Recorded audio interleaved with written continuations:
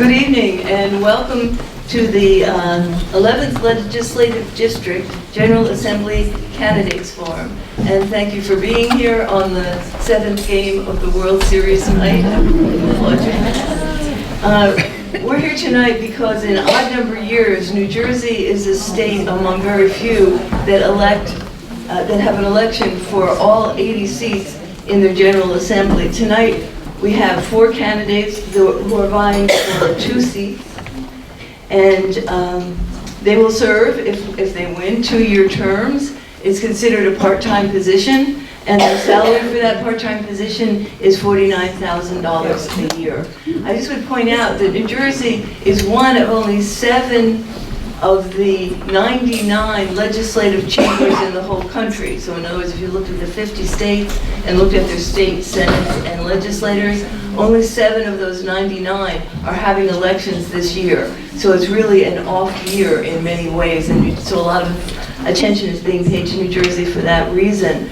I want to thank the candidates and acknowledge their service in being willing to get petitions, get signatures, to campaign. To be here tonight, that's no small thing. Not every one of our legislative districts in this state have candidates who are willing to accept the invitation to debate. And it shows not only a certain amount of courage, but it shows a commitment to make sure that voters have an opportunity to hear the issues, ask their questions, and cast informed votes.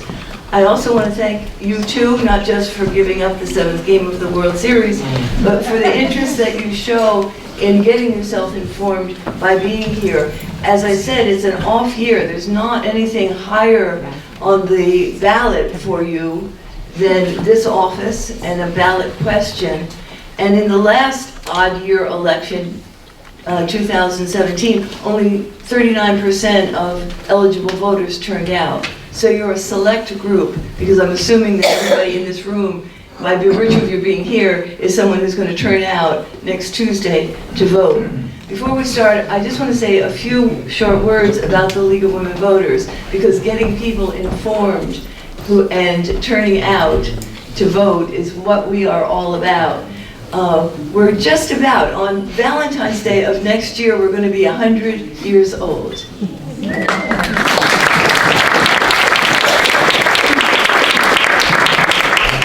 That would not be me personally.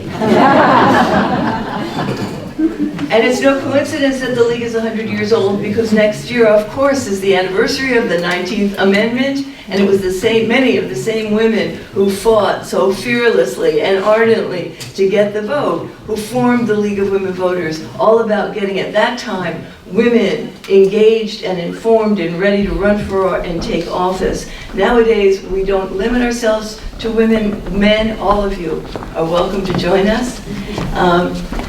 We are nonpartisan but political. It's important to say this, because you can turn to the League to get unbiased and fair information about the election and about the candidates. Nonpartisan simply means we never support a candidate, we never support a party or oppose, but we are political in the sense that we are in there fighting for issues that we have studied and taken positions on. First and foremost right now is voting rights. So we're out there lobbying in Trenton and in Washington for changes that make the franchise more accessible and the ballot more accessible to more people. I want to point out to you that there were several things, I hope, on your seat when you came in. We have, the League is running a series of hot topics, and they're listed here. I'll just point out to you the first one, because it's on November 10th. Sunday afternoon, and it's about ballot security. As you know, our voting machines have no paper trail. They're very old. They're going to be replaced. Everything you need to know about what the issues are and the attention you need to be paying to this critical issue will be shared with you on the 10th. I want to point out that you have a card to vote411.org. It is the League's nonpartisan voter online guide, and our candidates are invited to put their information and answers to League posed questions there. Everything you could want to know about voting is on this site, and if you put in your address, you will see all of the issues and items and candidates who will be on your customized ballot. And the video of tonight's forum, as well as other forums that we have in this election cycle, will be on Vote 411, accessible to you when you put in your address. And this is just our website, which has everything else that you need to know about voting and elections. That brings me to what we're all here tonight for, and that is this candidates forum. And I just want to start by pointing out to you that the League of Women Voters has been in the forum producing business for over half a century, that we actually, yes, we put together,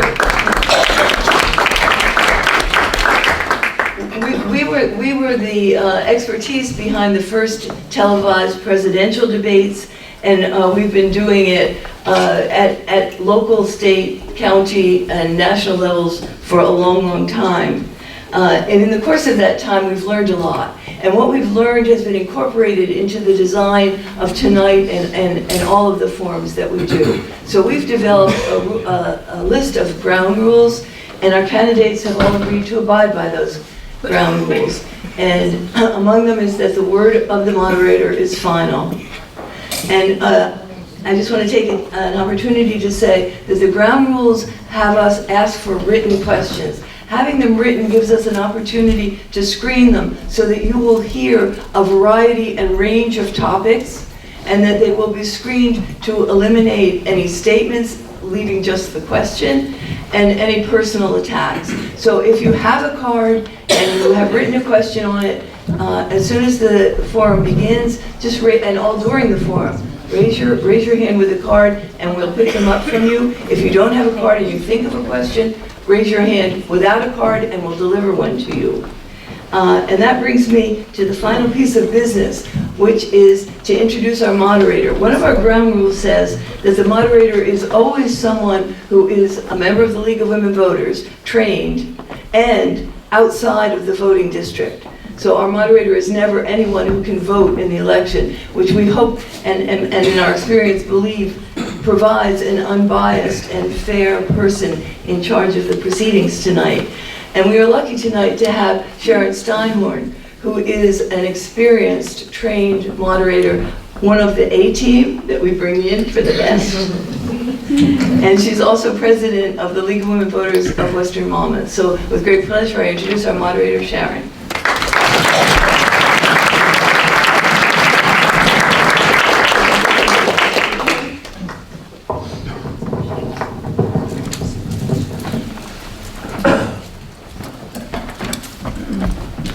I am at the end of a cold and a cough, and so I apologize in advance for any noise that I may be making.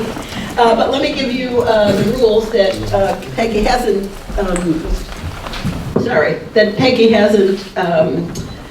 enumerated.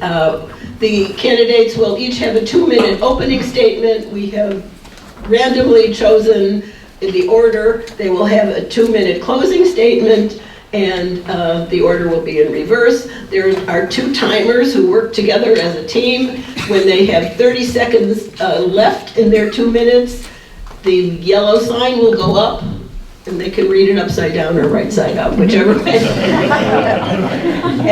and when they finish their 2 minutes, they have to just finish the sentence, and their time will be up, and I will interrupt if I have to. And for the questions that you are submitting, 90 seconds for each candidate, and they've all agreed. Let's see if there's anything else I need to say. Our timekeepers are right there. We will observe all the time limits, and neither candidate, please do not use any recording. We are recording it, as Peggy said, so you will have the entire forum to see online. And we're asking you to not use any cell phones, tablets, or other electronic devices, and they've all signed off on that. And no props, but notes and pencils, and absolutely. And so I think we just need to get started. And the first person to give his opening statement is Mr. Matthew Woolley.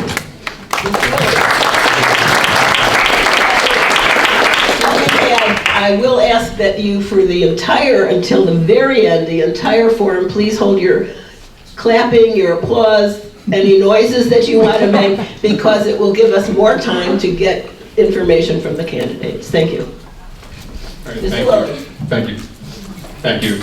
Thank you to the League for hosting tonight, and thank you to everyone who is here in attendance. As was mentioned, this year is a low turnout, so it's very exciting to see so many people engaged in the civic process here in District 11.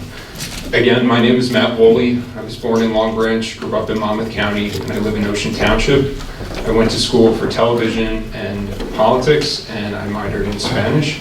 And I've worked in the public sector and the private sector, both in the corporate arena and with a small business.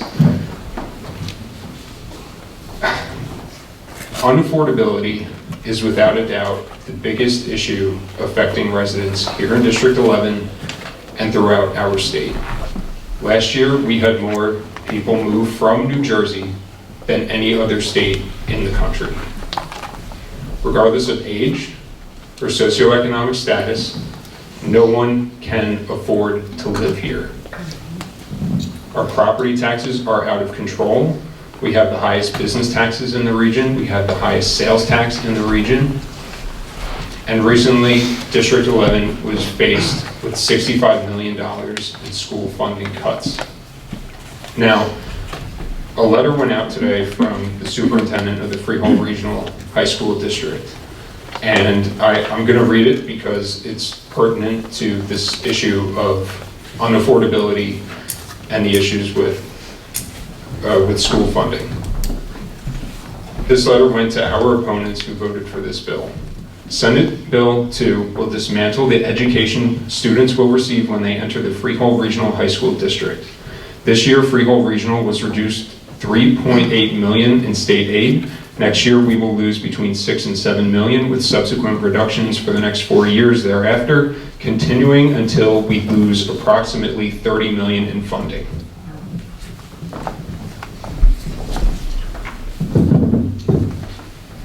Thank you. Next candidate to speak is Mr. Amoroso.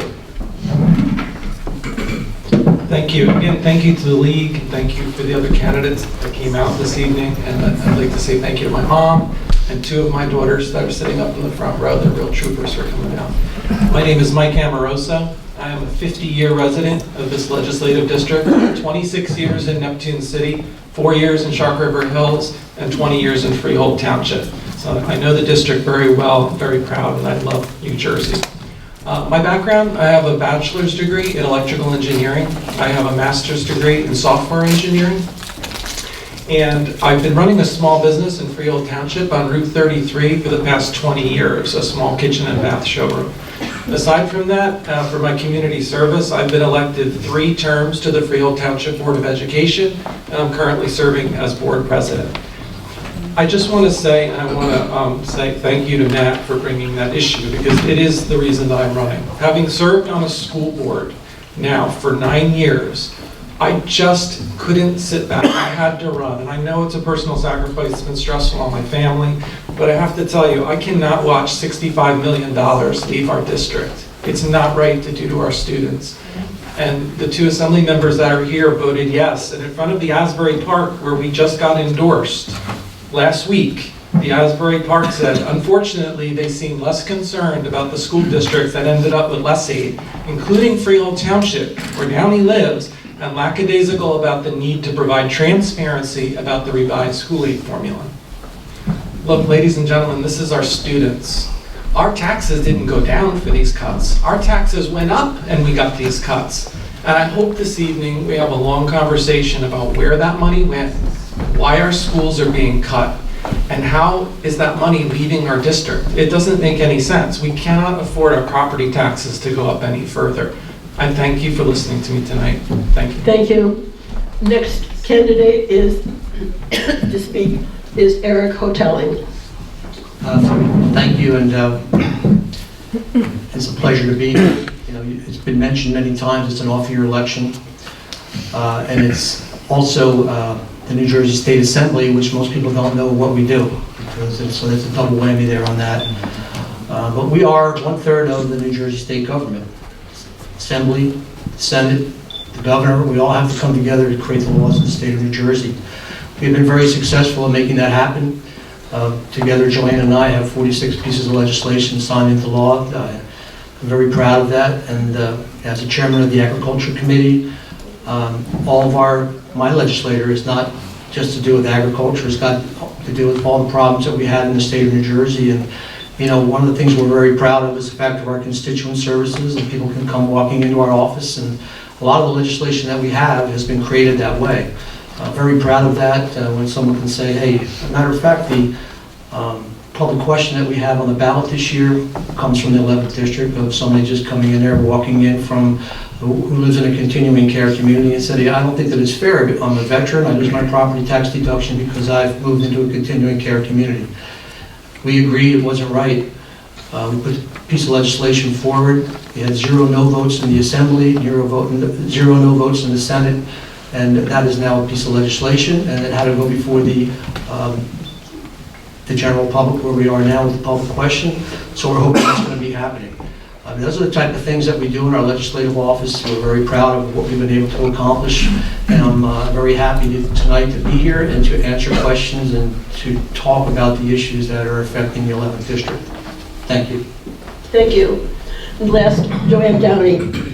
Thank you, Sharon. I want to thank everybody for being here. Thank you to the League of Women Voters. This is such an important part of the process, so it's really very thrilling to be here in front of my constituents, and I feel very proud to be able to say that, you know, all the things that we've done have been amazing in the Assembly since we've been there, including our full legislature. Because you know what, we kept a budget. We were actually able to keep a balanced budget. We were able to do things to help people, real people here in the 11th district. I'm an attorney. I'm a mother of 2 little girls who are 8 and 9.5, who go to school in public schools in Freehold, in West Freehold. We also have, my husband is also a teacher. He's actually a college professor, and he teaches American history. And we did all the right things. My dad was in the state police. He taught me public service. He taught me how important it was to help other people. And that's what I wanted to do. So even as an attorney, I never felt like I was doing enough. I became a deputy attorney general, and I was prosecuting abuse and neglect cases, but I never felt, again, like I was doing enough. So I went to school at night to get my master's in social work and learn more about the systems. Because you can't leave any stone unturned. You have to learn about whatever it is the issue is. You have to reach out to your constituents, and I'm proud of that, because that's what we do when we knock on doors all the time, not even during election season, but all off years too, to find out how are you all doing. Because my husband and I did all the right things. We went to school, we always just tried to help out, and we realized it's too unaffordable where we live. How is it that we're suffering and having such a hard time with 2 children? So that's why I ran, to make sure it would be better. And you know what, for my kids and for every other woman out there, one of the most proud moments I was able to have is making law a salary history bill, which goes with pay equity. Basically, when you go for a job, they can't ask you what you were making before, because besides lowering costs like we're trying to do here in the state, we're trying to raise incomes. And that's so important for everyone, and that's the fair thing, because women deserve to get the same amount of pay as any man. And my little girls will talk to you about it, and you know what, they'll never have to deal with this. Thank you. And now we get to your questions. Here's a big one, and we'll start with Mr. Hotelling. A recent Stockton University poll found that 2/3 of New Jersey residents believe climate change is a major problem. Please discuss your views on climate change and how would you address it statewide? And I'll remind you that it's 90 seconds to solve this problem.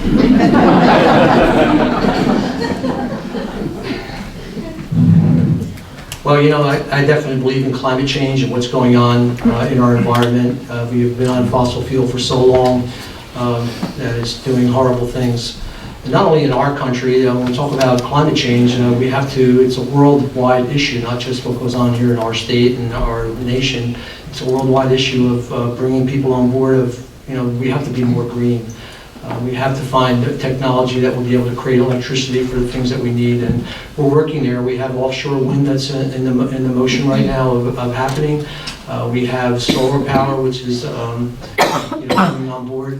The biggest problem we have is harnessing energy for when the sun doesn't shine or the wind doesn't blow. So these are the things that we need to work on, and and the industry itself is finding ways to be cleaner and greener, and when we do have to create electricity, is finding ways when we cannot use the wind or the sun to create electricity and have a reliable source of electric all the time. Thank you. And we'll go around this way. Next, same question, Mr. Amoroso. Thank you for that question. Well, I have 2 degrees in engineering, and I can tell you that I'm a very unique person that we could send to Trenton because I can look at the data, and I'm a big believer, and I have solar panels on my house. I was one of the first people in my neighborhood actually to install them. So I do believe in green energy. Our campaign was even endorsed by Trinity Solar. They're a big believer, and whenever I sell some of my jobs with my customers, I always tell them to use green energy, and we use green products. So the environment is very important to me. It's important not only in my personal business, but it's been important to my home and the way we generate energy. And I like the idea of our SREC program, and I would support continuing the SREC program in New Jersey because I think it's a good program. Thank you. Mr. Woolley. Sure. So for about 2 years, I was a member of the Monmouth County Environmental Council.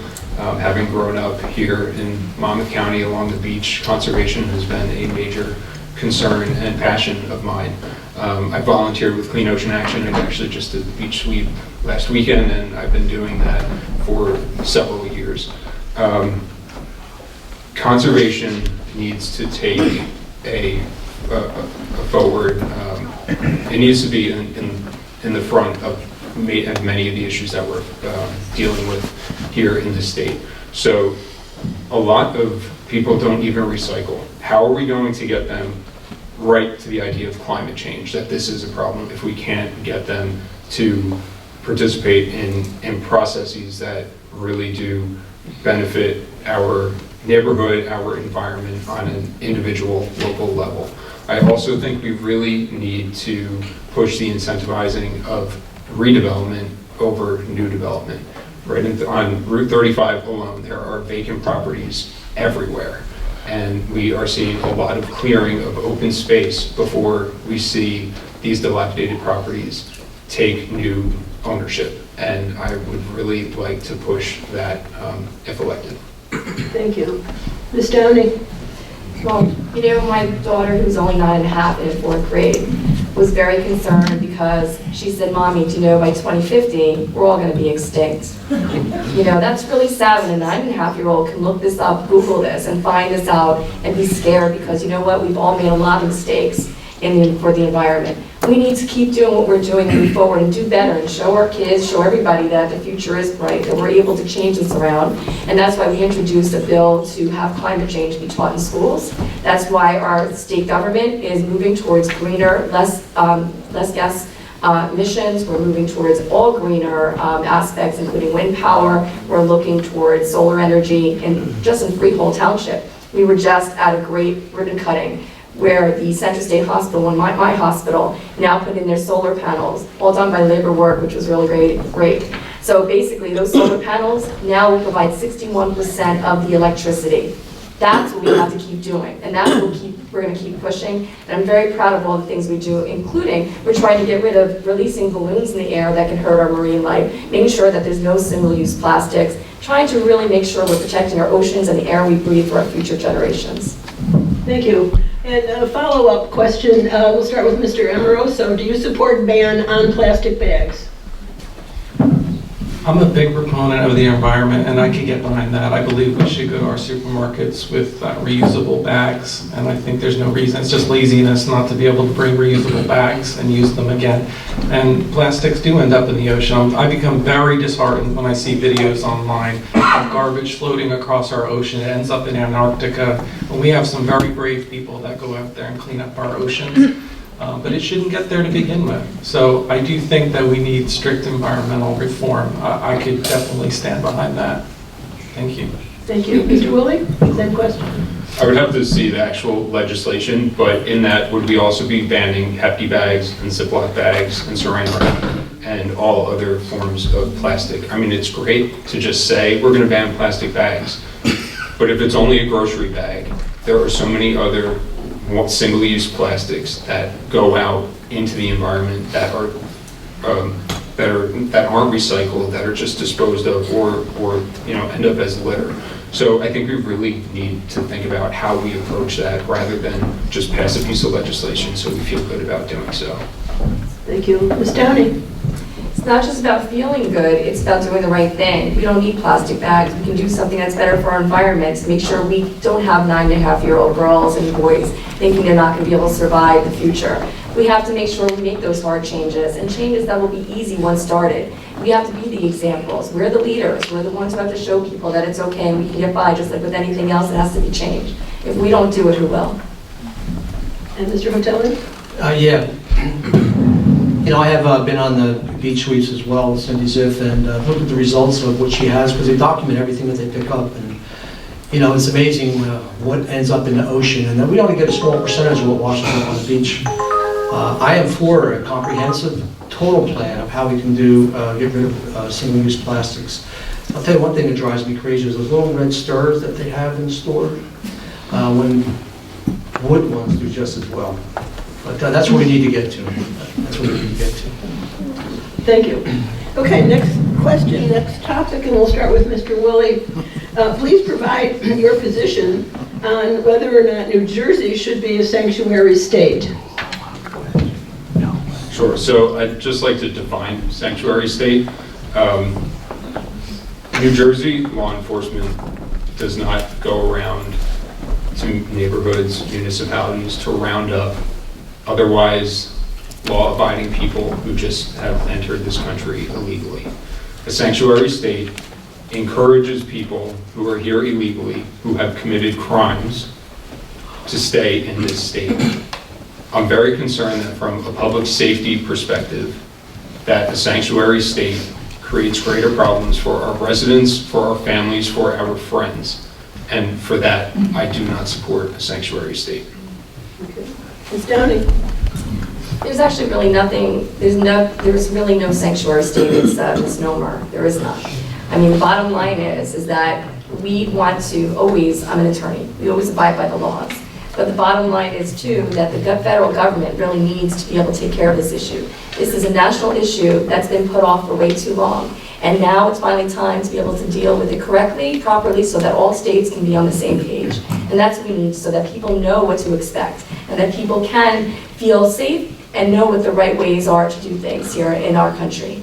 That's what we are, the United States of America. My parents came here, my grandparents came here.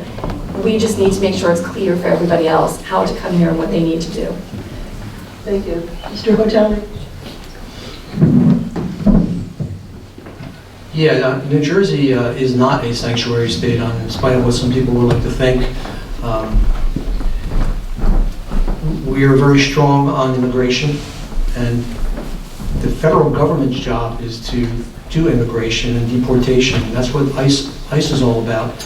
Federal government spends $6 billion every year on immigration with the ICE program, and 9 times out of 10 is pushed down to municipalities, and we struggle. And we have the 287G program that the federal government is pushing now. We had 2 counties in our state that the Attorney General said that, you know, you could not go by the 287G program because of the state of New Jersey. If we're going to do anything with immigration, it's going to be on a statewide level, not a countywide level. And so we're working on that in the state of New Jersey. If you are a police department, if you are a police agency and you have someone who you suspect is a violent crime committer, you can call ICE, they can come and get them, and we can do that. But the state of New Jersey is not a sanctuary state in no way, shape, or form. Mr. Omarosa? I find their answers a little bit shocking because our Attorney General is defying our federal laws right now. In 1996, under Bill Clinton, ICE enacted the 287G, and that is supposed to be a shared services agreement where federal authorities can be in communication with local sheriffs if we have serious criminals in prison. Our Attorney General told Sheriff Golden, you are not allowed to follow that order. Now, if my daughter was walking out on the street and got attacked, and that guy was in prison, they have to release him. That is absolutely unacceptable. It should be unacceptable to everyone in this room. Doesn't being a citizen matter for anything anymore? I mean, I'm outraged by that. That is a sanctuary policy. It's happening right now, and Sheriff Golden, they're suing the state over this because it's absolutely outrageous. It puts our citizens at risk. Ladies and gentlemen, please do your homework on this. because this is serious. We have to use our common sense. If you're here, that's quite all right, but if you've committed a violent crime, you should be reported to federal authorities. Thank you. This question was just specifically for Mr. Hotelling, and I'll ask it, but you can all certainly comment it. The question is, what have you done for seniors? And I will say that those who have not been in the state legislature, what would you be doing for seniors? How about, but first, Mr. Hotelling. Well, I just want to reiterate the fact that if you are a violent crime committer in the state of New Jersey, you can be turned into ICE. And I would encourage everybody to look that up. And besides the fact there's only 21 states in the whole nation that utilize 287G, 30% of them are in Texas. So what have I done for seniors? What have you done for seniors? We have done the Your senior. time is moving along. We have done the Senior Freeze program, which incorporates a lot more people into the being allowed to have their taxes frozen. It's gone from 70,000 up to 89,000. We've done provided full funding for the homestead rebate. We have allowed any veteran to go from $3,000 to $6,000 on his property tax deduction. We have increased their property tax deduction for the average person from $10,000 to $15,000. And what we do in our legislative office with our SOS program, Save Our Seniors, we reach out to our seniors, and there's a program that we have. They can fill the paperwork out, and we can see what we can do to be helpful to them. Thank you. Ms. Downey.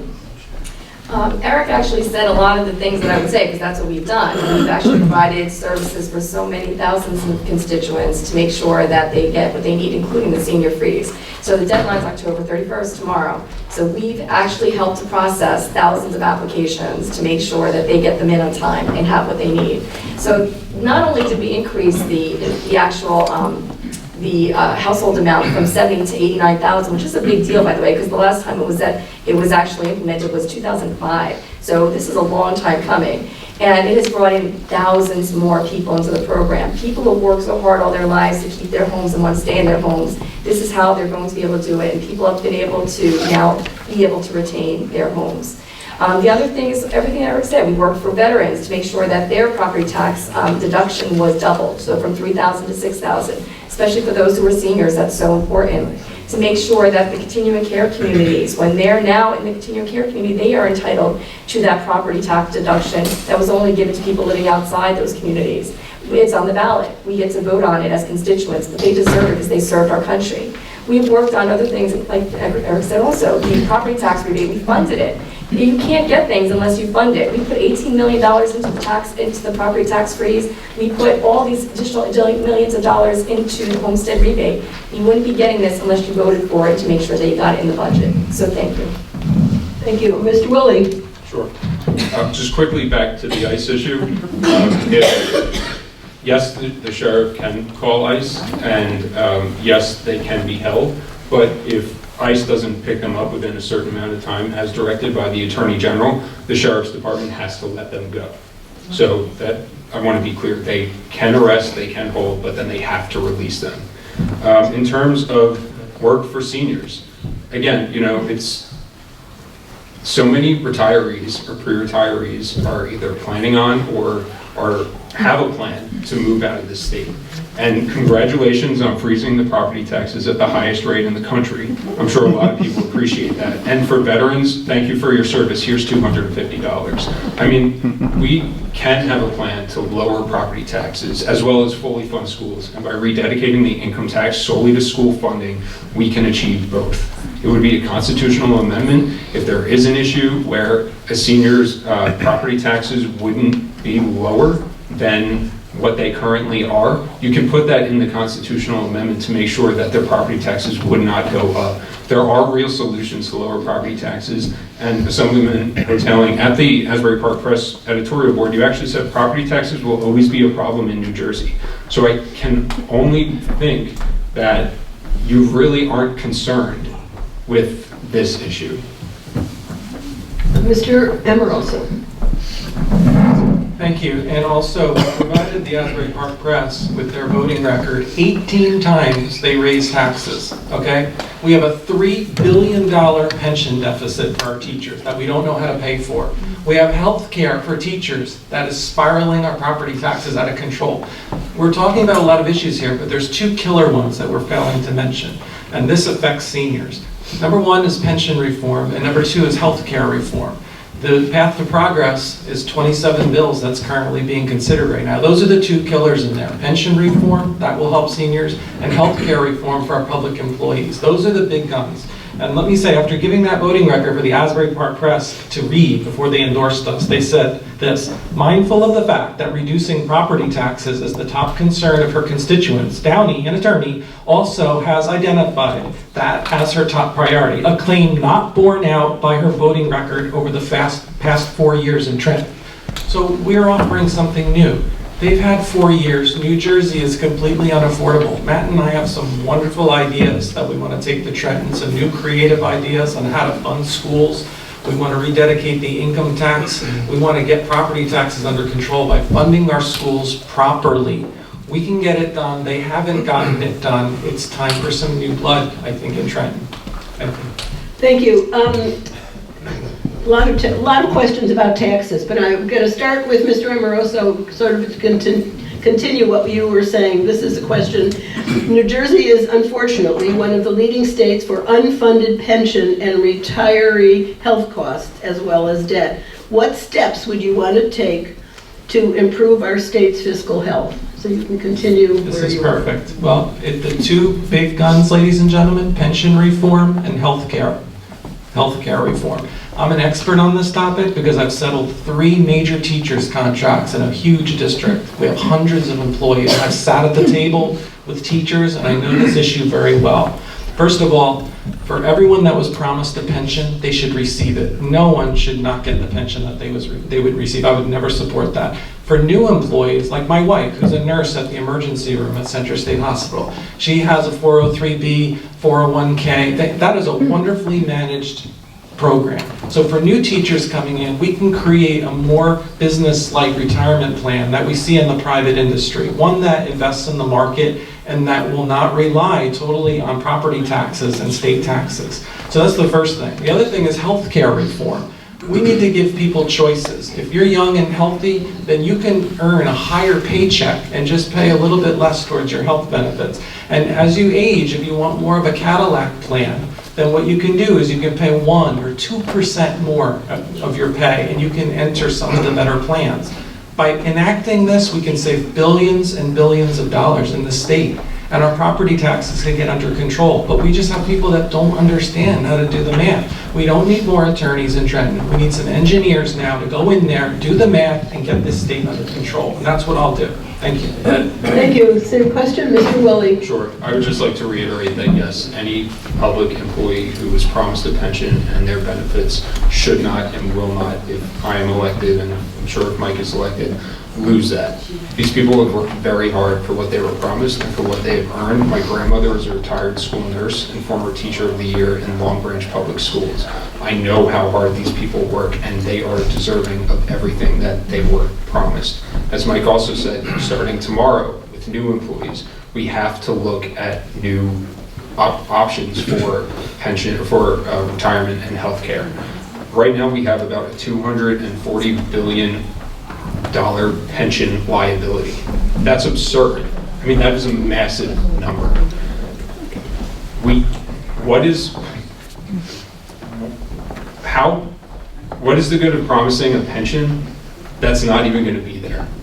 I know there's concerns with 401ks. I know there's concerns with other retirement plans, but they work very well in the private sector, and they will work for the public sector as well.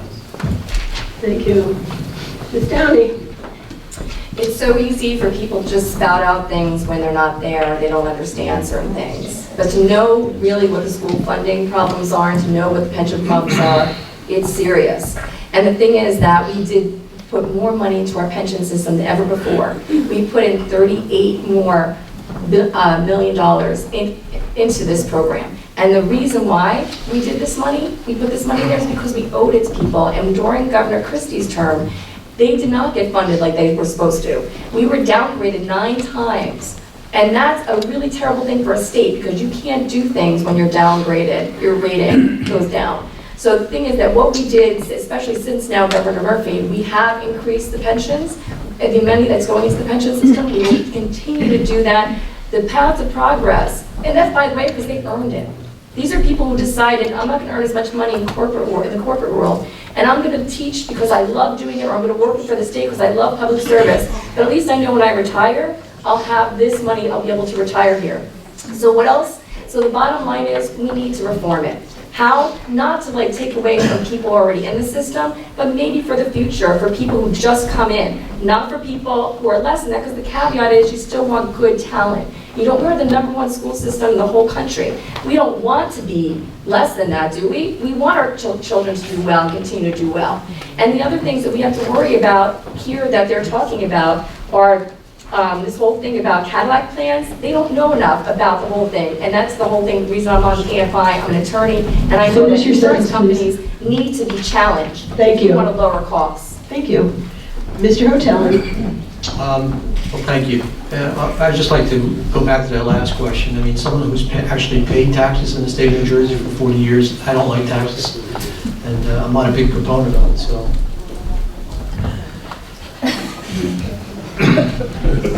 So how do I feel about taxes? I pay taxes in the state of New Jersey, and you know what? It is a struggle, and no doubt, it's a reality that we all have to pay taxes. What do we do about taxes? Well, first of all, I don't think magical math is the way we're going to solve any problems. And people promising that they're going to go to Trenton and fix problems that they can't do, that's not the way things are going to get done. Joanne Downey and myself have worked tirelessly to make this state a better place to live, and we have worked very hard on tax reform. We have made the largest pension payment ever in the history of the state of New Jersey, and you know what? 8 years of Governor Christie of tearing that pension down, and tearing teachers down, and tearing all the state workers down who work so hard to make our lives easier here in the state of New Jersey, torn down by a governor. And we are trying to restore all the horrible things that have happened in that time frame, and I think we're getting there. It's going to take a while. But do we care about taxes? Yes, we do. We do a lot.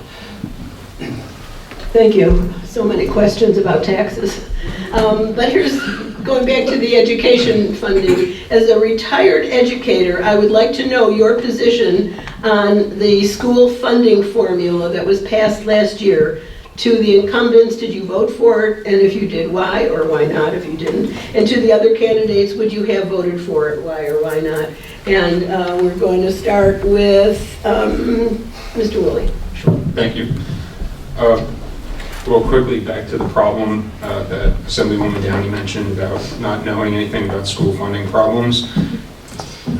I know that you voted to cut $65 million from this district, so I'm pretty well aware of the problems. In terms of my plan to fully fund schools, because I'm not an incumbent and I did not and would not have voted for Senate Bill 2, I would rededicate the income tax to school funding. Right now, we are underfunded based on the current formula. If we rededicate the income tax solely to school funding, we can lower property taxes and actually overfund schools by about $1.7 billion. I'm just going back to our opponents sitting here, as if they had nothing to do with this bill, as if they had nothing to do with cutting programs or cutting funding for our educators and the students that will affect property values. I mean, this is just, it's absurd that they will sit here and say that the things that they are. In fact, I believe I saw or heard that now Neptune Township is thinking of possibly closing their early education, early learning center because of funding issues. We can solve the property tax problem and we can solve the school funding problem with my plan. Thank you. Ms. Downey? You know, you can't just take $100 million or whatever, number, crazy figure he was saying, and just be able to eradicate all of the problems here. That's not what happens. If you took that money from the income tax and you put it towards school funding, how would you fund every other program in the state? How would you do the senior tax freeze? How would you fund anything else for, our veterans, for generally for the roads? How would you fund any of these things that we need for everyday living here in the state? It just makes no sense. And that's the whole thing. You have to understand how government works and how you get to where you need to. And that's why we've done that. We've pushed people. We have bills to actually have transparency within every department of our state so that at the end of every year, they're supposed to be able to respond and tell us how much money is left over. We need to know how much money is circulating throughout the state. That's also why we have a school fair funding commission that we still are pushing, a bill that we hope to actually fix the school funding problem. Because S2 really just said basically to go ahead and fund the formula. Well, the formula doesn't work after all these years, which I've always said. And the thing is, at the end, everybody wanted to just fund the formula because Chris Christie never did. And that was the problem. So we were up with almost $2 billion in the hole in terms of our school funding. Now we're left to fix it, and we're trying very hard to make it for 100% funding for every school district throughout the whole state of New Jersey. Because some are at 200% and some are at 60%. We fixed Freehold Borough's issue with that because we knew that that was a problem. We needed to make sure they were one of the most underfunded school districts. So now they're not. Thank you. Mr. Hoteling. Thank you. This problem all started in 2008 when Governor Corzine created this funding formula that we have, and Governor Christie came in that year, the following year, 2009, and cut almost $2 billion from school funding. From that moment on, there was really no plan on how we were going to fund our schools. So those that were getting more money were continuing to get more money, and those who were getting less and were totally underfunded, nobody really cared about what was going on there. Finally, in 2000, Governor Christie's last year, he followed the formula just a little bit, and because I think he wanted to be spiteful because he was leaving, and he made it difficult for all the legislators. But when Governor Murphy came in, the commitment was to follow the school funding to create fairness in the state of New Jersey, and that's what we're trying to do now, creating fairness. And the issues with the school funding formula is not a perfect funding formula, but it's a baseline for us to follow, and we're going to follow it, and we're going to make it work. And we're going to have no school will suffer. I know there's a lot of issues out there. I know that people are afraid that what's going to happen to their school, and I live in Neptune, and I know what's going to happen over there in Neptune. But you know what? I think everybody's going to be okay. And what he was talking about before, his school superintendent with his letter, was a letter written to us, and something that we never ever had one conversation about. It was never anything talking to us about problems that they were having in their school system. Okay, lots of questions about taxes, but I'm going to... I didn't get a chance to speak. I'm sorry. That's okay. It happens to be my area of expertise. I apologize. Mr. Emerald. That's okay. Thank you. No, I'm just astounded that Mrs. Downey would say I have no expertise in this area. I've been the budget chairman for 9 years of an $82 million school district, settled 3 teachers' contract for hundreds of employees. And she mentioned the #1 school system. I happen to be president of the Freehold Township Board of Education, where her children go to school. And I agree with her. It is a great school system. And let me tell you something. It's hard to keep it that way when we have to have a 2% cap on our budgets, and our healthcare costs, 40% for hundreds and hundreds of teachers. And we go to negotiations. It was the first year we had to go to an impasse. After 26 years, while you guys were in the legislature, we had to go to an impasse. 26 years we never had to do it. And this year all our funding is gone. It's either gone or flat. It's gone for the regional, $30 million gone. And for us, we got no more increases except increases in costs. And before you mentioned about budgets, you know how you do it? You don't spend a lot of money. You reduce. You don't spend $300 million to send illegal aliens to college. You fund their high school kids that live here first. And then when you get your fiscal house in order, then you can fund programs. You have to have your own economics in order before you can give to those other programs. It's not that they're bad programs, but we have a deficit. We have a problem. This state is going to become insolvent if we don't look at our budget and get it together. So I would just like to say I very much could look at a budget. I have that ability. I can go through it. We will find the ways to get this funding under control. Thank you. Thank you.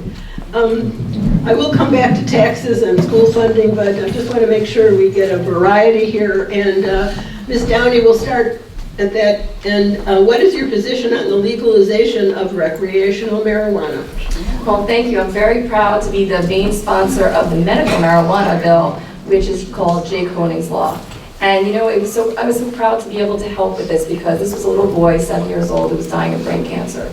And my niece got a hold of me to let me know that he really, truly, all he wanted was to make sure he got more than 2 ounces a month, because when he had to take the 7 opioids, in addition to that, what would happen is he couldn't eat, he was in pain, he couldn't be the kid that he wanted to be, couldn't play his games, couldn't be with his family.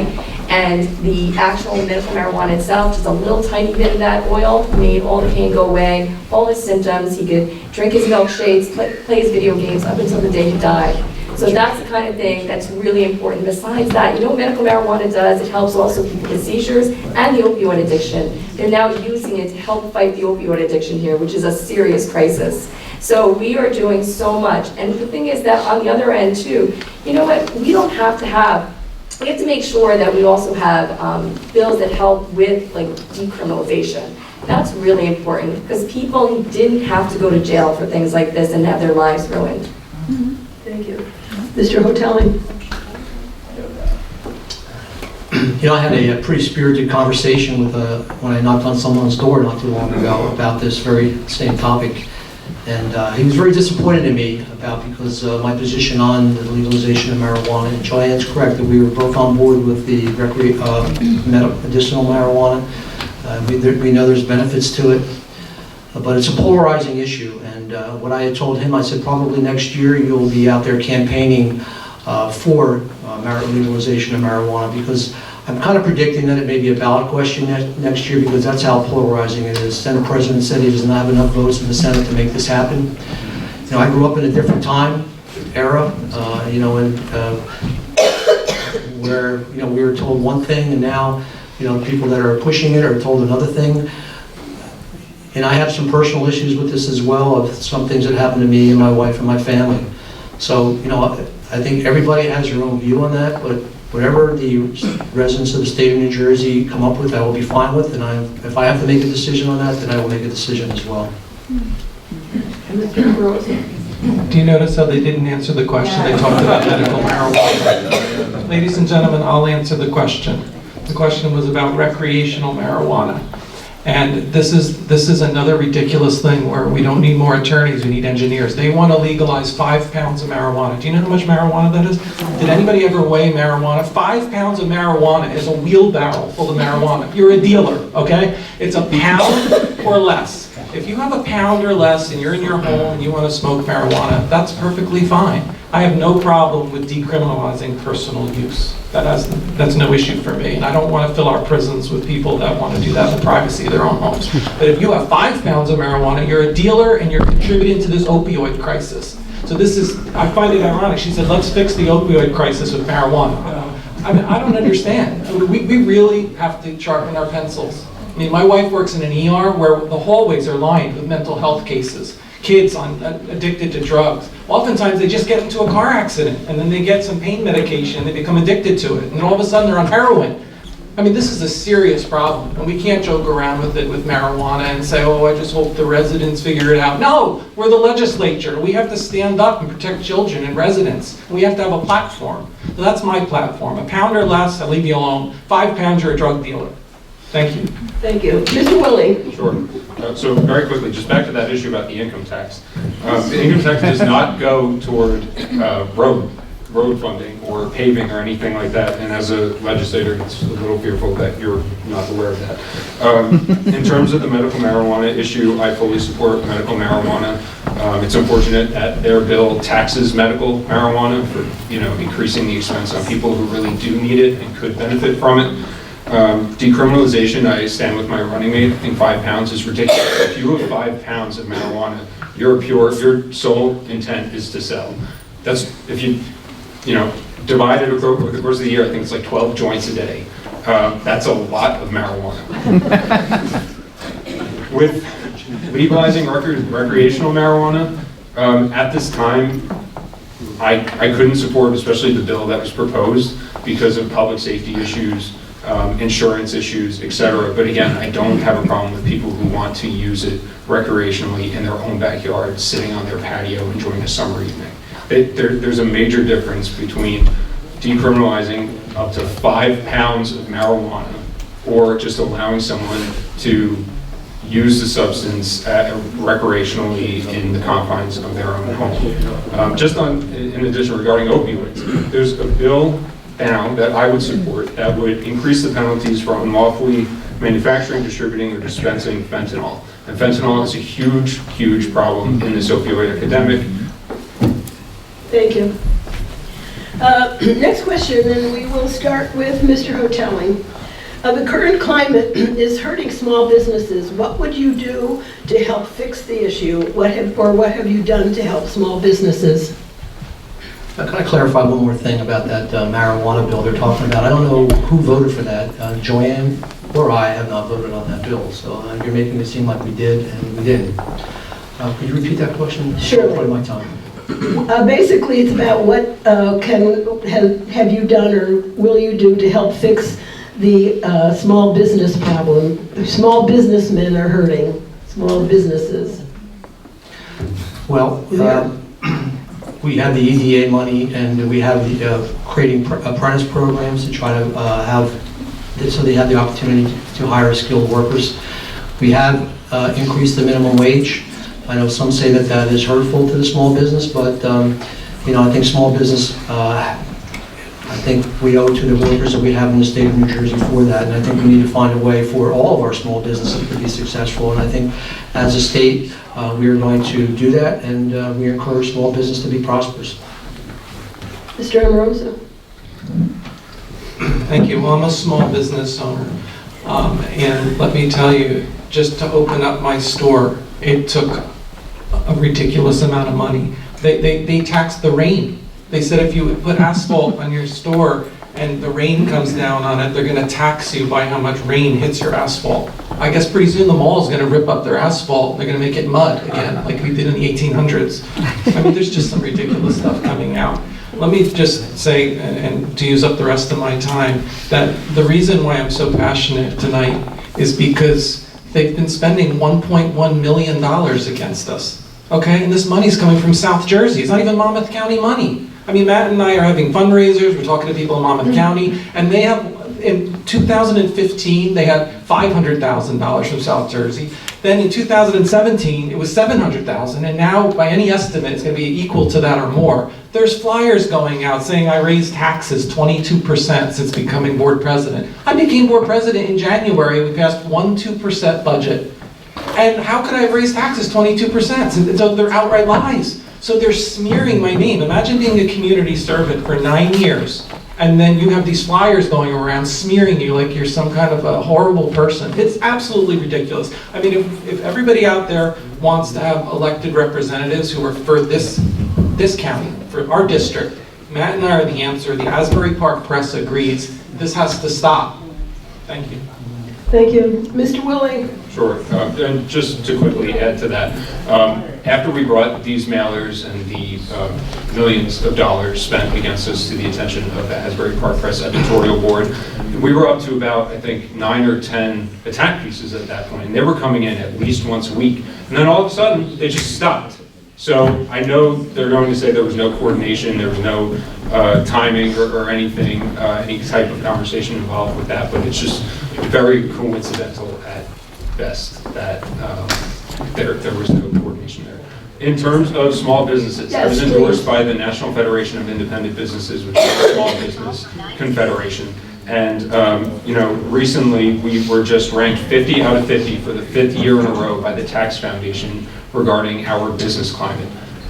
50 out of 50 is atrocious. We have the worst business tax rate, the worst sales tax, and the worst property tax rate in the region. And you put all of that on business owners, and they do not want to set up shop here. They want to leave. They are leaving. We saw that last year. Regarding the minimum wage, if you talk to business owners, many of them are actually supportive of increasing the minimum wage, as I am, but there have to be a few caveats. One, there needs to be a fail-safe. for when there is an economic downturn, that businesses don't have to continue to increase this minimum wage if they can't even pay their bills. Second of all, we need to double the earned income tax credit. That would bump people's take-home intake. And there's a bill package now by Assemblyman Wirtz in the Assembly that I would support. Thank you. Going to start with Mr. Amoroso. What is your position on... Hi, Sharon. Oh, I'm sorry. Okay. I keep finding good questions, and I'm sorry. Excuse me. Well, Sharon, just say, add to that, you know, we've done a lot of good things, actually. We're working on cutting the red tape here, especially for small businesses, so they're working with fractions too for making small errors. We've also made sure that we're working for women and minorities who are in small businesses by providing monies to be able to get available to them so they can actually start up their businesses.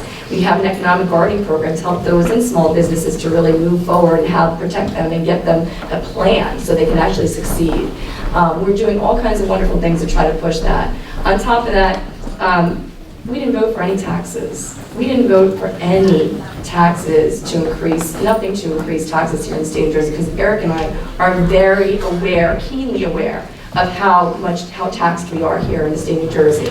So we made sure that we didn't. And if you check our record, our voting record, you'll see that. They're being dishonest by not telling you that. So take a look at our voting record. The other thing is, too, when you talk about, you know, the whole thing about trying to do something, you need engineers. Well, the best thing I think that he's engineered is an impasse for the poor Freehold Township Education Association members, who basically didn't have a contract until he finally took himself off the negotiating team. So thank you. I'm so happy that you were able to do that. Thank you. And I apologize to those who I almost skipped over without your help. I would have. Next question, and we'll start with Mr. Amoroso. I've seen this question for all the 33 years I've been living in New Jersey. What is your position on combining school districts to reduce administrative costs for the schools? Thank you, that's a great question. And before I answer it, I'll just answer Mrs. Downey's question. Because it'd be unethical to stay on a committee when you're running for the assembly, and I didn't want to have a conflict of interest, it's called being ethical. And I remain president, and as a president, you're always an ad hoc member of any committee, which you would know as an attorney. But before I get to that question, I would say that basically consolidation is an absolute disaster. If we think about it, they're mandating a consolidation. If you read the bill, it says it is required. And then there's a list of schools, which we have here. I won't even read them out. I can tell you you're most likely on it. It's basically all of the towns. And they're saying it is required for you to get a pilot program going and consolidate. Look, this is ridiculous. Residents, students, teachers, the stakeholders of two communities, if they come together and say, look, this is right, this is good for us, then that's okay. You do consolidation. But what are we getting at with consolidation? What really is the crux of it? It's that you want to have lower administrative costs. So remember when they said, oh, if you want to keep your doctor, you can keep your doctor, don't worry. But now they're saying, oh, you can keep your school. Watch out, danger, danger, danger, because that's not what's going to happen. Okay, so I just want to put that out there. We can get rid of the administration on our own. When I became board president, there were 3 superintendents. There's now 2. We did it on our own. We didn't need the state to tell us. That's what all districts need to do. They need to reduce costs. And that's what I did while I was president. Thank you. Thank you. Mr. Willie? Sure. So I agree mandatory consolidation should not be in the cards. People move to the communities in which they live for the services that they provide. Certainly, if it does provide cost savings, it should be encouraged. It could be discussed with all the stakeholders who are involved. But merging a school system is a lot different than even just merging your, public works. And both require input from everyone involved. Again, we have the highest property taxes in the nation. Sometimes consolidation is the way to go, but the state should not be mandating that on every resident or on school districts across the state. Here in District 11 alone, it's Colts Neck, Deal, Eatontown, Freehold Borough, Freehold Township, Ocean Township, Red Bank, Shrewsbury Borough, Tinton Falls. And with a lot of these schools that receive so much in funding cuts, especially, we're in this building, the Ocean Township Board of Ed cut $2.5 million at minimum. These are just projections, and these aren't, I don't know what the word was, crazy figures. These are actual figures, and it was from the nonpartisan Office of Legislative Services. This is what was sent out to everyone. The increases for the few districts, and I thought there were no problems. this isn't a prop, it's data. It's a piece of paper. So I really have to wonder if the school cuts were even consideration as they enter discussions for mandatory consolidation. Okay, thank you. Ms. Downey? Yeah, I want to quickly just say, it's a good thing I am part of the Freehold Township near part of the system, because basically being there as a parent, I know what happened, and it's great to know that Mr. Woolley, as he knew he was running, actually did put himself on the negotiating team of the Freehold Township Education Association because of the political aspect of it. And then when he realized it wasn't working, and he went away for 3 weeks on vacation. No, I have to interject. Then, No, you may not. I'm I'm I'm not sorry. involved with I am Freehold Township. speaking. That, I am speaking. say something afterwards. And so then realized he made a mistake, and then decided to then put the other person back on, and that's when everything was resolved. So going back to consolidation and regionalization, it's so important, because you know what? We have 632 school districts here. It's ridiculous. And we need to be able to do something about it, because even though we love our schools, it doesn't mean consolidation means your school goes away. It means that the districts can combine and save money together, and that's what people aren't doing enough of. And actually, in our district, we can do a lot more as well. Bottom line is, in our district, we've been taxed in Freehold Township, $14 million over the tax levy. I'd like to know where all that money actually is, which is amazing, because somewhere we're spending more, and yet for some reason, they're still claiming that we don't have enough money to do certain things for the schools. They've gotten money. Consolidation and regionalization will do a lot for the rest of the school districts. We'll be able to really help people to make some real differences by taking the top-heavy administration and trying to consolidate that. And our other bill, which is now law, shared services, makes it so that all of our counties, all of our towns can be able to consolidate their municipal clerks and place things like that to save money. Mr. Hotelling? Yeah, consolidation is a difficult process, because everybody likes autonomy, and we have different schools like Neptune City, but merging those two schools together would be like almost impossible to do. It would be great if people could realize that hey, we can merge schools together. We don't need all these superintendents that we have. But there's nothing right now mandating that you have to merge or consolidate your schools. It's a great idea. I mean, a perfect example is Spring Lake and Seabird. Two schools, very compatible, both almost half empty, but yet will they merge together? No. So the state is offering some money to incentivize what is happening, trying to get these schools to merge together, because what the ultimate goal is to try to save money for our taxpayers and provide a quality education. I mean, I think that's all that we want. I think if we have a regional school district in Freehold Regional School District, we have merged 8 schools together there. Whether that's a success story, I don't know, but maybe that's what it would look like if we were merging all of our schools together. Thank you. Thank you. You've all had a chance to answer that one, right? Okay. We're going to start with Mr. Woolley. Do you support Governor Murphy's budget increases? I know he increased the budget spending over the last 2 years by $4 billion, and those budgets were, this is on, okay, so the budgets over the last 2 years have increased spending by $4 billion, and our opponents voted for both of those budgets.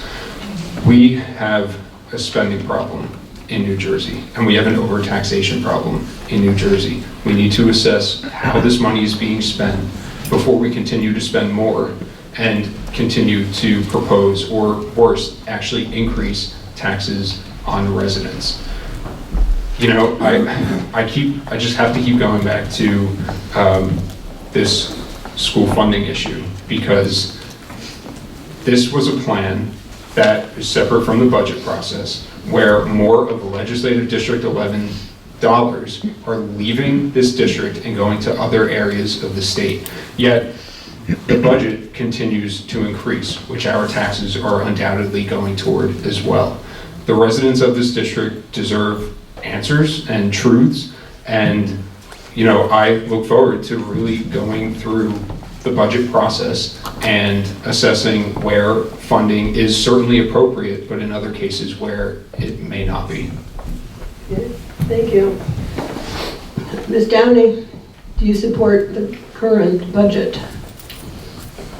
Well, I supported the budget that we had done. It was a balanced budget, which actually left more money. We actually wound up with a surplus of about 1.5, I think it was. We actually did do really well, and we didn't have to raise taxes to do it. So I'm very proud of what we did. Included in that is, again, the $18 million that went into the senior freeze program to be able to make sure people can stay here. And it's not a tax freeze, just if people are getting into it now, yes, it's freezing at this level. So hopefully in the future, when taxes go up, it won't go up, right? So if you apply for it, your taxes stay the same.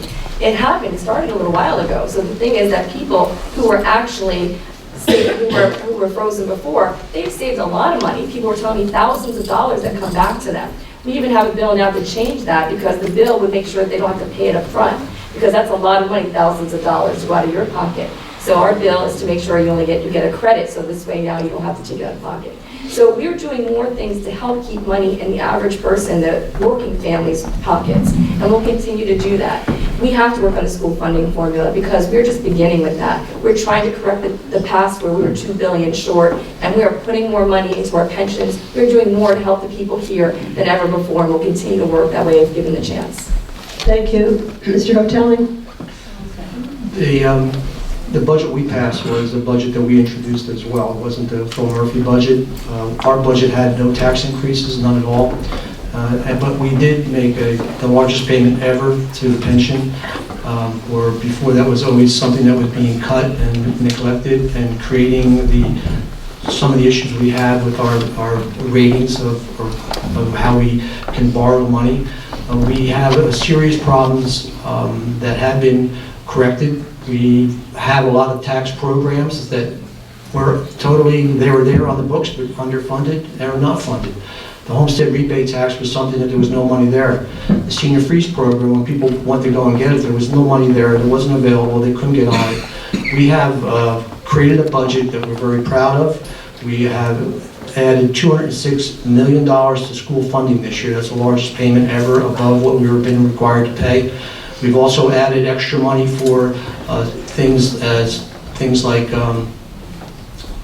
special education and expansion of pre-K. So all these things have been coming out of the budget that we're doing, and we're making some really good advancements. I'm hoping next year we'll have a budget that we can be proud of as well, with no tax increases. Thank you. Starting with Ms. Downey. I didn't get to answer the question. Can I do that again? I'm feeling left out. Sorry. That's okay. It's my medication.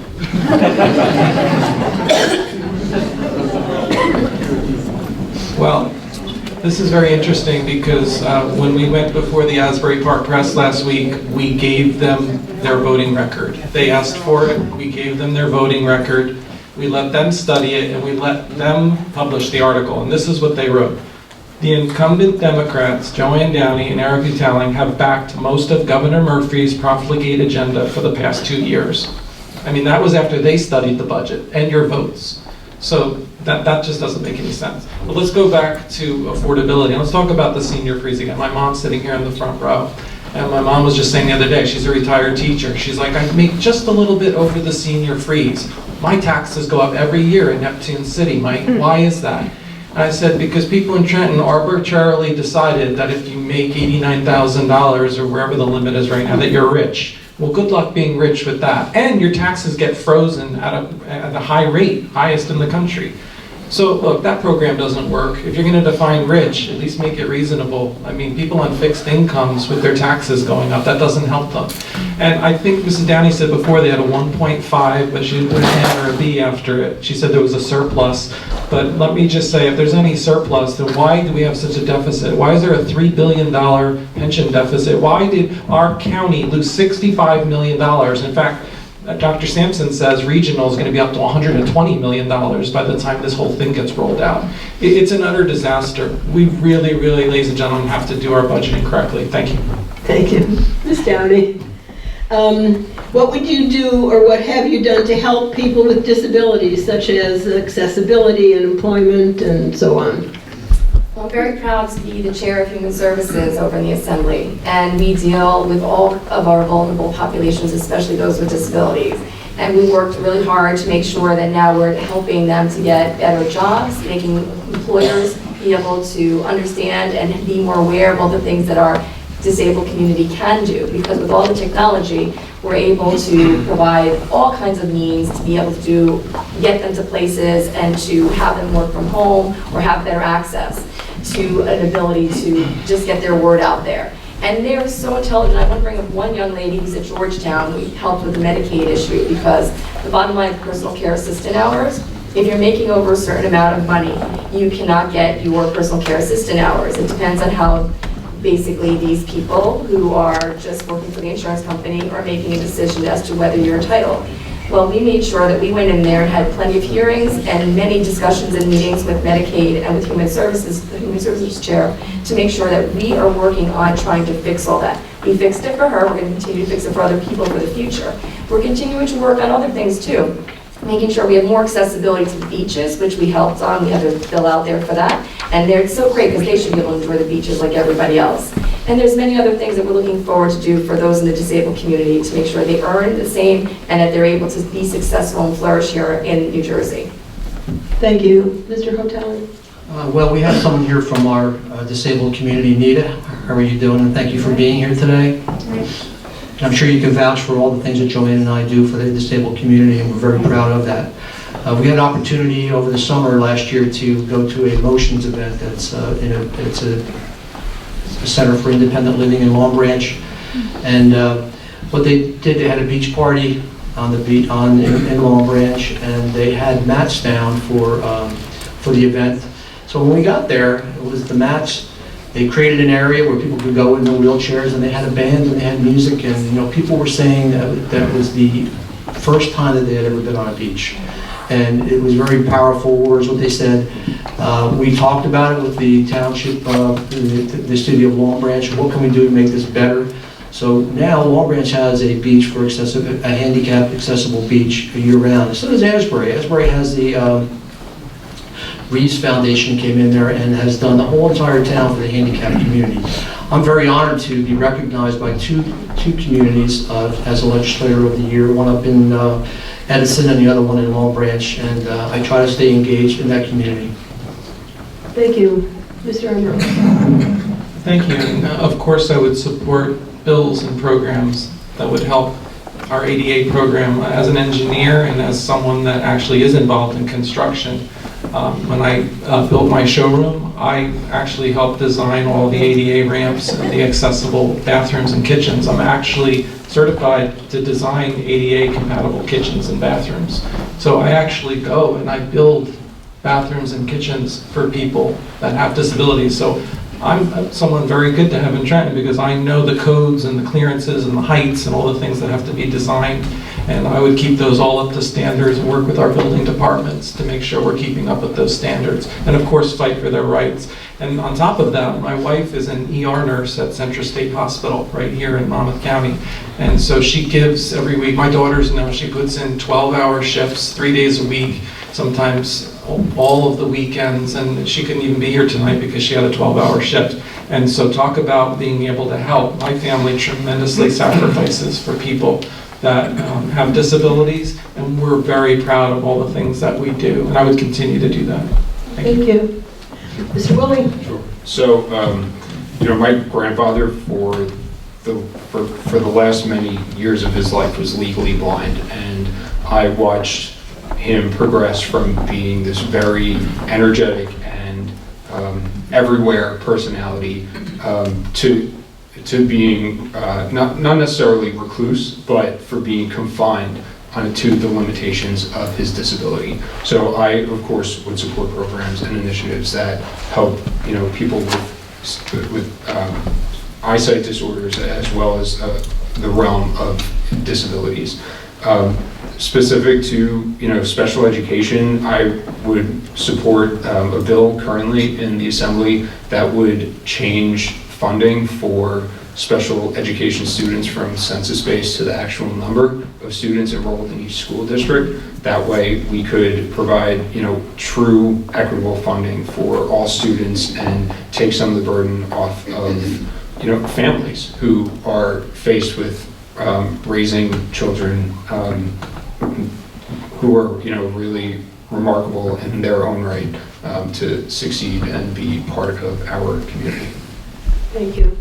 The clock tells us that it is time for your 2-minute closing statements, and we are going to go in reverse of the openings, which were randomly chosen, and so we're going to start with Joanne Downey.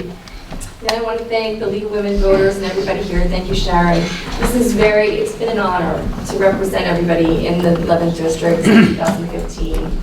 And I want to continue to be able to do that through my ability now also as, chair of the Human Services Committee, and I'm also the parliamentarian in the Assembly. I've been able to do more things like equal pay bills, which are amazing. Something like that really changes the way our life is, and that makes me feel like I'm really doing something to help each and every one of you. To know that someday girls will get paid the same as boys all the time, and that won't be an issue. The other thing is to make sure medical marijuana is available to everybody who needs it, because it is really amazing what it can do to help for people with terminal illnesses and seizures and other disorders. So make sure that we continue to put money into the senior freeze and help our seniors stay here. That's a big concern for me, to make sure that we're able to keep them in their homes and that they can live here. The other things are, again, working with the mental health issues that we have to deal with as on the Human Services Chair, to make sure we continue to work with those with disabilities, the veterans, the seniors, to make sure that we work with those who are food insecure. All of these people are the most vulnerable. I'm going to continue to work on those issues and the people who help them. That's why we're working on something called the DSPs. They're just direct support professionals who aren't getting paid enough. We need to make them into a career path so that good people work for them and there's no abuse in any of our places. I'm working on a bill for surveillance within the actual different group homes. We need to continue to work on these things to help all of our communities. And I want to continue to make it more affordable for us, because I want to be able to stay here with my family too. So we're going to work on school funding and make it fair for every child. So thank you so much for everybody being here and listening. Thank you. Closing statements from Eric Hotelling. Well, thank you, and thank you everybody for being here, staying here, and it's almost time. We've heard a lot of statements here tonight, and I want to reiterate with the off-year election and the Assembly, and not many people know what we do, but what the scary part is the result of what happens. For the longest time, there was very little representation here in the 11th District. Joanne and I have 46 pieces of legislation in 8 years. I think there was 7 bills signed into law here. If you want to talk and look around all of Monmouth and Ocean County, you couldn't even get close to what Joanne and I have done, what we've been able to accomplish. So as the problems are growing in the state of New Jersey, I think what you need are people in the Assembly who can get things done, and we've done that, we've proved that over and over and over again. We're going to continue to do that. As the chairman of the Agriculture Committee and Natural Resources, it's the first time we've ever had anybody from Monmouth County held that position. Very proud of that. Third leading industry we have in the state of New Jersey. Just recently, we were able to get through a bill that we had put in there for the budget of $3 million for the Rutgers experimental stations that do so much for agriculture and keep us where we're at in agriculture. We lead many things in the nation in agriculture, believe it or not, and all happen through Rutgers and what they're able to do to be helpful.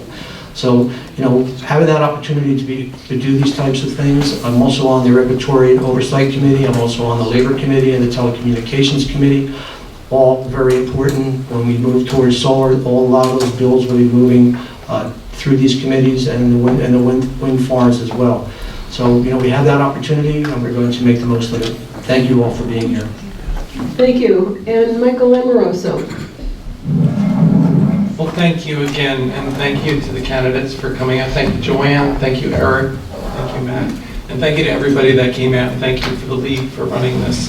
I'd just like to say that I hope tonight I've outlined my background, not only in engineering, but in running a small business and in running a school system. And I'd like to combine those skills. I think that it's very unique to have someone like myself with that background to be able to go in and actually help.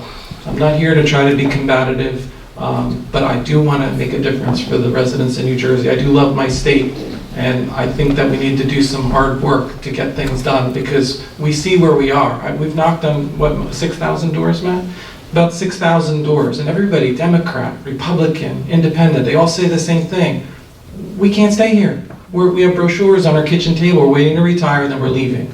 We can't have that, ladies and gentlemen. We can't do that. And when our students come home from college, they say, Dad, I can't stay here. This state's too expensive. I want to stay in the state where I went to school. I want to make a difference for the state. And I leave it to the voters. I hope we're successful. I think we can do some wonderful things. I'd like to leave with one thing from our superintendent in Freehold Schools. He wrote, our class sizes are already at 30 students for core courses, and that number will rise to accommodate cuts. Critical infrastructure work will be delayed. Our extracurricular structure will change. Transportation for students will be affected. We'll be forced to terminate countless faculty and staff members, resulting in diminished service to our students. So when I hear criticisms of the Board of Education, that's really mean, actually. There's no other way to put it. To cut all our funding, and then we're cutting programs, it's ridiculous. We need our funding, and we have to stand by our children. And that's what I'll stand for if I'm elected. And I thank you, everyone, for your time. Thank you. Thank you. And finally, Matthew Woolley. Thank you again to the League for hosting tonight, to my panelists, and again to everyone who is here in attendance. I want to live here the rest of my life, and I fully plan on it. I'm proud to be from Monmouth County, from District 11. A lot of people, as I said, are leaving in an aggressive rate. And I am committed to staying here. There's a plot with my name on it already in West Longbridge. So when I say it, I mean it. Right now, 82% of New Jerseyans in a Rutgers New Jersey Business and Industry Association poll, over 80% are upset with our high taxes, how the government is handling affordability, and how the government is spending. That's a problem. I'm upset with the unaffordability. I'm upset with the net loss of $38 million from this district. And there's two choices. We can continue down the path we're on, or you can vote for two individuals who care deeply about this district, deeply about their neighbors and their family and their community. I thank you again for your time, and I hope I've earned your support. Thank you. Thank you. And before you'll have a moment for applauding. I would, if you allow me a quick closing statement. If you go to the polls, there's been a confusion, as many people know, about mail-in ballots. And if I've been asking everybody, if you have any problem at the polls, you ask them for a provisional ballot. That is my word to the wise. You cannot be turned away. So tell your friends, your family, a provisional ballot makes the difference. And this election is about you. It's not so much about them. Every vote counts. So I thank you, and I thank the videographer, and the screeners, and the runners, and the timers, and most of all, of course, the candidates. So now we can thank them.